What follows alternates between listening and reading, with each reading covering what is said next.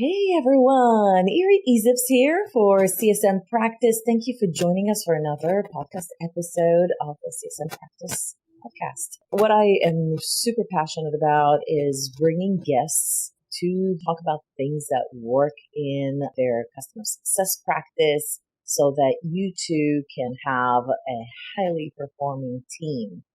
And today's conversation, we're going to focus on identifying the root cause of organizations and how can you amplify and foster a cross-functional mindset in the company, breaking silos. How can you motivate and encourage your customer success team, have some sort of like emotional intelligence infused in their minds so that when they interact with clients and each other, have a better, more effective communication while taking calculated risks. And so I have a new guest today. Her name is Jojo Kalita. Hi, Jojo. Hi, great to be here. I'm really excited. Thanks for having me. Jojo Kalita is a vice president of customer success at an organization that's called Fourth Down Solutions. She's been a leader nominated for multiple awards throughout her careers with an exceptional leadership skills that I can't wait to share with you. And I think what sets her apart from others is her expertise and commitment to develop emotional intelligence in guiding and also using that in and of itself to guide her through some of her own decision making. And so, Jojo, maybe we could start with just saying, what is emotional intelligence? Emotional intelligence is seeking to understand, essentially, having empathy, sympathy, all the good things, understanding people's point of view, understanding maybe their experiences, how they want to be managed, what they react to best, what drives them, what motivates them, and what kind of relationship they're seeking with their leader, with their team, and honestly, with their role.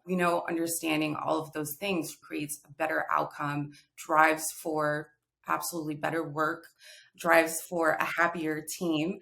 Everybody wants to be fulfilled by what they're doing. And again, I think the emotional intelligence is the core of where that starts. How did you get first introduced to this concept? And did you have any personal connection to seeing the impact of that? Well, I actually, against my mother's judgment, went to college for psychology and English. So business was something that I worked a little bit harder at to gain my knowledge, to gain my expertise. I worked with a lot of mentors. I did a lot of studying, but at the very core, I knew that psychology had a huge impact. A company does start with the people, and what starts with people are relationships. And understanding the psychology aspect of it and being able to connect with my teams made an impact. So emotional intelligence came by a variety of different methods. Of course, back then when I was in college, it wasn't quite the buzzword that it is now. However, we knew that there was something that was driving and motivating people and essentially needed to have a bigger meaning for anybody that we work with, for us as humans in day-to-day life even. So I just started discovering it a little bit, taking some practices, implementing my own, seeing what works, what doesn't. As you mentioned earlier, those calculated risks that are so important in business and personal life. And I found that this, as the core of my leadership, is truly what people react to and respond to well. That's what I tried to practice. And I believe in lifelong learning. There's always new information being released on the topic. And I like to get different perspectives because obviously the more we know, the more well-rounded we are, which translates to our team being more well-rounded. Yeah, absolutely. I mean, there's always a conversation around, well, I guess two perspectives of this. One, the IQ, but there's also an EQ. And I would say with customer success managers, we almost always want to make sure that there's enough level of EQ out there. And then there's this perspective, there's two extreme styles of management. One is that driven by people and the other one is driven by what needs to be done.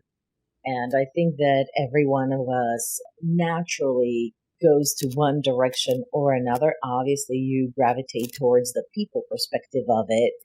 And I hope that this episode, if you identify yourself as someone who's listening to this and saying, you know what, I am not somebody that leads the team based on the people, but it's more based on results, then hopefully by listening to this episode, you will get some tactical advice from somebody who does lead people first and with emotional intelligence. And hopefully you'll get at least one thing that you can start incorporate into your day-to-day interaction with the team so that you can elevate your leadership style. Jojo, would that be true to also customer success managers? This is why we're called customer success managers. We're managing the client and we manage their journey to success. How important is it to actually leverage emotional intelligence, skills, and aptitude when you're managing clients? I think it's very important. Again, at the end of the day and at the very core, it is based on that relationship that you have with your client. So you do need that client to trust you. You do need that client to let you lead in a sense as that trusted advisor. They need to be able to take your advice. They need to be able to depend on you. And you can't do all of those things if you don't have a personal/professional, as we know, with limitations, relationship with the person that you're working with day to day. Understanding that your customer success manager is there to support you along your journey, is aligned with the goals you're trying to achieve, is absolutely important. And how we show those things are not necessarily always by tactical work or processes, but it's also by listening, by responding, by preemptively being prepared for things that might be roadblocks, that might be issues along the way, suggesting things that might help the client leverage whatever platform, whatever product you're using to get them the best results, which in turn, that leads to, as we know, higher engagement, a better ROI, and that all goes back to the foundation of the relationship you have with your client. You started managing the team how long ago? Actually, 2 years ago this week. So 2 years ago, you come into the team. I think two things happen when you started a new job and you inherit a team. How many team members do you have in your initial group? There was about 5 to 7. We had a couple contractors, and then we had a couple people that were full-time there. All right, Jojo, so 2 years ago, you joined your current company. You walk in and there's an existing team. How do you leverage emotional intelligence to build our rapport and suit yourself as the leader of the team? Did you have any concerns, by the way, as you were inheriting an existing team? One of my natural reactions is to kind of get under the hood and start throwing things out the toy box per se. I knew I couldn't do that here. This company has been established for 12 plus years, and a lot of the team members have been there since the beginning. So of course, they're used to a certain style. They're used to certain standards. I would say I'm a bit more structured than where we were at. And when people hear structure, they automatically shy away because even me, when I hear structure, I hear micromanaging. I hear things that are unattainable. That's just our natural knee-jerk reaction. So I knew I couldn't come in and say, here are all the processes that we're now going to be implementing. Here are our new goals. Here are KPIs. I couldn't do any of that. I had to come in and I had to be the student per se. So I took the time to learn from everybody. I had multiple meetings with each team member, asked just about their role. I didn't dive too directly into the questions of what's working, what's not, because obviously the team didn't know me. As I met with everybody, I shared a little bit about myself one-on-one. Sometimes when we had one-on-ones, they weren't work-related at all. Sometimes we just had quick check-ins to say, hey, how's your week going? What do you have planned this weekend? Just personal tidbits here and there. One of the other things that I did was we have 2 weekly meetings, and it's a quick all hands 15, 20-minute check-ins. I started sharing what holiday is today. And that actually motivated people to share personal things about themselves. We had a National Cheese Pizza Day, and I asked everybody, hey, what's your preference? New York style, Chicago? And everybody chimed in and started being a part of the conversation, and rather quickly was very, very open. Again, I didn't come in there and destroy their processes. I came to understand. I came to help. I like to ask questions of workload. Are you overwhelmed? Is your workload balanced right now? What can I do to help you? What would make things easier for you? So coming into the relationship with the mindset of I'm here to help you instead of I'm here and I'm going to pass down requests and they need to be met at this specific time in this specific way. And it's interesting to see how the team started shifting into those processes and actually liking them and implementing them within the group themselves. So for me, what we did is we implemented a study hour. Every Wednesday, we had an independent study hour. It was 1 hour that we took at the same exact time, which meant it was silent throughout the department.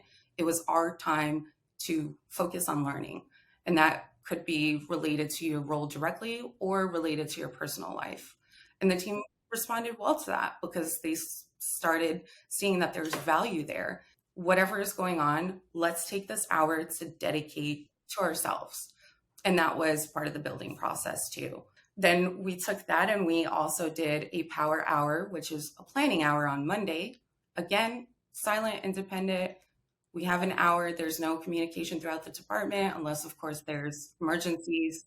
We plan for the entire week. We set our goals. We share at the end of this hour with everybody on the team. I am included in that because leading by example is also very important. What do you think in previous teams that you were part of, maybe as a leader or not, that this was not doubled down on? What do you see the key difference in performance, in culture, and maybe even loyalty? So an interesting thing started happening with the team because, yes, while we were implementing a lot of processes, creating a lot of SOPs, we also started having KPIs for the first time in the company's history. There was no KPIs. There was goals, of course, loose goals. There wasn't a lot of team planning. Everybody had independent goals. So slowly we started doing planning together. And then when we moved into the KPIs, I didn't say, here are the KPIs, and this is what we all have to reach. I said, here are the KPIs I'd like to focus on. Please provide your input. What else would you like to see? And then we set those goals together. What is an ideal expectation for response times to our clients? If a client emails us, how quickly should we be responding? And we had a team consensus that we talked about. And then very, very quickly, we reached that KPI every single week consistently. So then the team themselves came to me and said, hey, we think the KPI is too high. We want to smash that time in half and we're going to get even better. And there was a spark of competitiveness there. There was a spark of excitement and being proud of what they've accomplished and actually seeing it firsthand. One of the things that I always say to my team is I don't give participation trophies, and they know that. However, we do celebrate wins. If somebody does a great job, they should be recognized for it. If somebody misses the mark, then that's a conversation to be had. What happens? Where did the process break down? What was miscommunicated? Was there an expectation that maybe wasn't clear to that team member? So just understanding where the breakdown is, it provides for a healthy environment. You talk about having weekly meetings with your team. Some of them are about creating an hour to work or an hour on planning and another hour to just learn. How many weekly or monthly meetings like that do you have? And can you run us through that list? One of the things that I did rather quickly when I came in was we had meetings every single day, Monday through Friday, random times, looking at calendars. Hey, you have this open. I'm putting a meeting. And I toned that down just a bit. I audited the hours that we had logged to see how many hours are being actually spent on meetings, especially internal meetings, and looking for efficiencies there. Could this have been an email? Could this have been even a quick Loom, Zoom video recording to say, hey, this is exactly what I'm talking about. Let me know what you think, or this is what I was trying to express, whatever the case may be. Of course, it is absolutely necessary to have meetings with your team, but sometimes as time savers, those little tidbits help. And especially because meetings do take away a lot of the brain power that we have when we're working on a project. If I'm working on a project at 11:30, I'm already about halfway out of my project because I'm prepping for the meeting. I'm thinking about it, thinking about what needs to happen next. I'm getting in that mindset.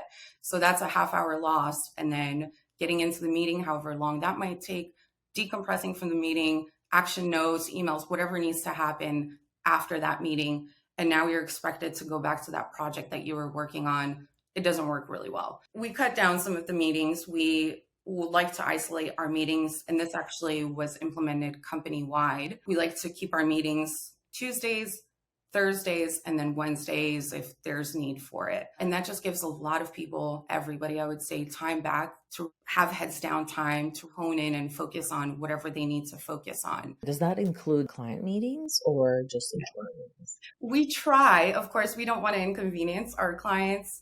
So if we have a good relationship with a client and we know their schedule is flexible, then we ask if that's possible. If not, then of course, client meetings are kind of the nuance there. However, a lot of our clients we were close to, we've been fortunate enough to have longstanding relationships. Yeah, some of them are totally fine with that. But internally, yes, we definitely try to keep it to Tuesday, Thursday, and again, Wednesday as a code. And those are the meetings that are also the ones that you mentioned prior, the internal meetings, and those are recurring meetings. So essentially, I think what you're saying is if you want your team to be productive, you need to start thinking about calendar blocks, not just for yourself, but also for your team and maybe as a company policy as much as possible, so that almost force the issue if somebody resists is like, all right, this is the company's culture. We do meetings on Tuesdays and Thursdays and if needed on Wednesday, but Mondays and Fridays are your days to tackle those big rocks. Absolutely. So now you have Tuesdays and Thursdays. What are the recurring meetings that you set up with a team and what was the cadence? The hour that we're planning, that is actually, we call it a power hour. It's not a meeting. We don't jump on a Zoom or anything. It's just a silent hour. We all set our Slack status to power hour. Some people go do not disturb, some people don't. And that just gives us an hour of committed focus. On Monday, we usually do that at 10 a.m. EST. So we come in from the weekends, check urgent emails, whatever the case may be. Then 10 a.m. hits, we have a silent hour where we're not sending each other messages, we're not following up. We're committed to planning for the week and saying, here's what I need to accomplish this week. Here's how I'm going to get it done. And now you have a very clear path forward. Then Wednesday, another should be semi-silent day. We have the study hour, which again, independent. We don't hop on a Zoom. We set our Slack status to success study hour. We commit to our learning. After that hour concludes, we share in a Slack thread what we learned that day, whether it's a resource we want to share, a quick tidbit, or just what we focused on. And then Friday, we have another power hour, which is a conclusion of the week. We typically do that 2 p.m. to 3 p.m. EST, quiet, silent hour, wrap up your big threes, wrap up your week, put a pin in things, make sure you're nice and prepared to go into next week. It just takes a lot of anxiety out when you have those intentional planning and focusing hours. And it does make a change with the team's efficiency and honestly accountability. And that's kind of a secret byproduct that comes out of it, because now we're sharing the things we've accomplished, we're sharing the things that we've learned, and we're sharing what our goals are for the week. The way that you drive accountability is you ask them at the top of the hour to share what they've learned or what they have planned or what are the 3 goals for next week. Yep. Mondays at the end of the hour, they share, me included, they share what the big 3 goals are for the week. At the end of the study hour, we share what we learned, a link to that resource. And then on Friday, at the end of the hour, we say, I was able to knock out all 3 of my big 3s, or I got this and this done, and I need to finalize this. It's great because it's communication. It helps us to understand where everybody is at in their process. It gives us the opportunity to jump in and say, hey, you're working on this week, so am I. Maybe we can collaborate. Honestly, the team has become so great at it that even if I'm not there, they will still share at the end of those hours. And that makes me happy. Essentially, you create a nice culture where they connect with one another, they inspire one another. Because somebody might listen to this podcast and say, well, aren't you supposed to talk about emotional intelligence? But I think there's something to be said. Some of it is communication wise. And another thing is to help with mental health and also creating sense of team. And by establishing these calendar blocks for the entire team to do something alone but together and communicate with one another, not just on the personal stuff, but also like inspire one another. There's something to be said about that. And in addition to that, to those calendar blocks, you also have your recurring meetings with the team where you share, okay, what's the weekly holiday? And honestly, God bless America. Some of these holidays are like, okay, maybe they did it on purpose for us to use it like a start of a conversation for our weekly team. I think that's the purpose. And from the outside looking in, it's like, okay, well, set up a couple hours, do this and that, but everything is very, very intentional and with a purpose. And like you said, the meaning behind that, while outwardly it does look like just a planning hour, just a study hour, it does do all of these different things and it builds a unit. We came from individual contributors where people were heads down, nobody knew exactly what the other person was doing, to coming together and moving as a team and planning as a team and making those cycles happen throughout the year. Hey, how can I help you here? How can I leverage this? So it's more of a communication. It builds that team sense. And then we move as a team. So we do have an all hands quick 10, 15-minute meeting on Tuesday, which is, again, where we share what holiday is today. That's also the day that we go over our KPIs for the previous week, celebrate our wins. And then we also have another meeting like that on Thursday, again, quick 10, 15 minutes. But on that meeting, instead of going over KPIs, since we already did it on Tuesday, we go over our roadmap progress. And one of the things that I did is I created a pie chart. So now whenever somebody completes something on their roadmap, we update the pie chart and it fills the circle with a color, and we're that step closer to completing it. Like 100% goal of all the things we want to accomplish this quarter. We're done. We're coloring it out. There's a sense of completion. Hey, we're almost done. The pie chart is almost full. That's cool. There's just a lot of intention and strategy behind those things. While they may seem simple on the outside, it does really drive the psyche of everybody there, including me. I love crossing things off my list. I love seeing that fill in. It's very, very motivating to review all of the things that we've done. And we do review our KPIs on a weekly cadence and also on a cycle cadence. We have a happy hour where we just come and hang out. We did a happy hour as a team, hung out a little bit, took a breath from all of the busyness that we've been encountering and facing and all the tactical work and the strategic work. It was just nice to sit as a team. So we do try to incorporate team building into those meetings too. Jojo, if somebody's like more of a results-oriented manager and they wanted to kind of hone in on that emotional intelligence, and we should all work on the biggest areas that we need to improve on. And so if somebody's listening here is like, well, I don't even do half that stuff. I don't even think that way.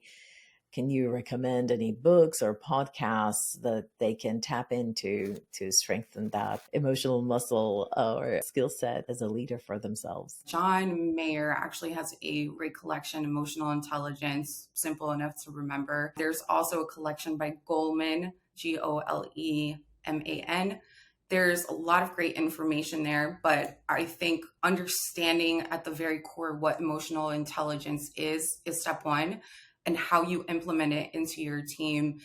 And again, understanding who your team is, how they operate, what motivates them, what they respond to well, will help you come up with strategies that will get your team to more of a results-driven team. All right, everyone, if you enjoyed this episode, go on YouTube, give it a like. Don't forget to subscribe to our YouTube channel. Hit that notification bell so you don't miss on additional interviews that are coming up.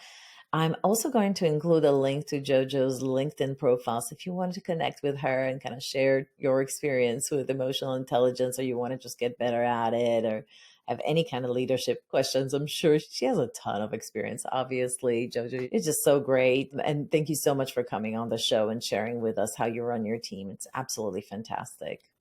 Absolutely. Thank you so much. This was great. Thank you for everything that you do with this platform. I appreciate being here. Thank you so much. All right, guys. I'll see you the next video.